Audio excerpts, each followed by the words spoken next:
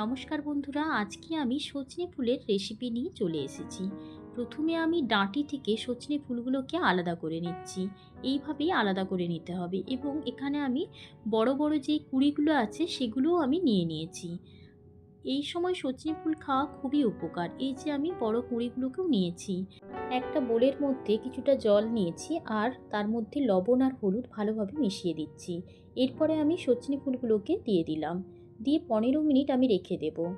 আর 15 minute হয়ে গেছে এখন। এরপরে আমি এটাকে জল থেকে চেপে নিচ্ছি ভালোভাবে। এরপরে আবারও আমি পরিষ্কার জলে আবার ধুয়ে নিয়েছি। এরপরে আমি কড়াইয়ের মধ্যে দিয়ে দিচ্ছি 1.5 টিস্পুনের মতো সর্ষের তেল। আর দিয়ে দিচ্ছি কালো জিরে 1 টিস্পুনের মতো, একটা শুকনো লঙ্কা হালকা ভাজা হয়ে গেলেই, একটু সেন্ট বেরিয়ে গেলেই এরপরে 4 কোয়া রসুন দিয়ে দিচ্ছি। 4 কোয়া রসুন দিয়ে হালকা ফ্রাই করে নিয়েছি।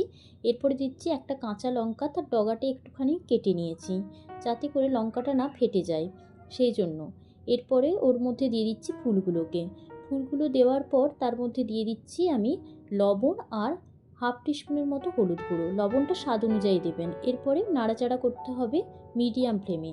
খুব বেশিক্ষণ লাগবে না এটা ভাজতে, অল্প টাইমই লাগবে। যতক্ষণে জলটা শুকিয়ে যাবে ততক্ষণ পর্যন্তই এটা ভাজতে হবে।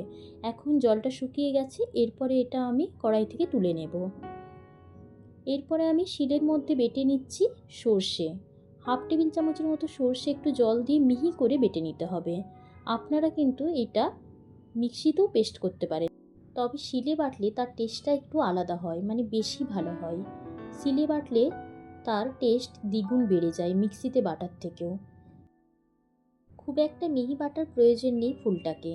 আর এই ফুলটা এই সময় খাওয়া খুবই উপকার। অনেক রোগ ব্যাধির হাত থেকেও আমরা এটার জন্য বেঁচে যাই।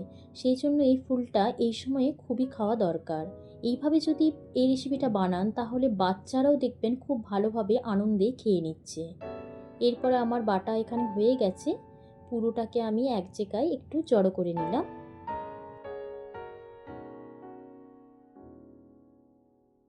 এই বাটাটার স্বাদ আরও বেড়ে যাবে যখন আমি এখানে সর্ষের তেল অ্যাড করব। এখানে আমি 1 টিস্পুনের মতো সর্ষের তেল দিয়ে দিচ্ছি।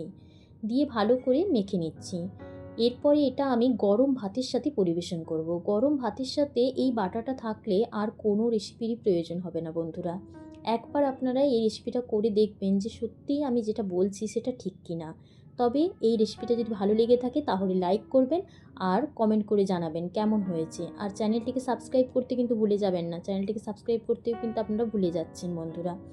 ধন্যবাদ বন্ধুরা।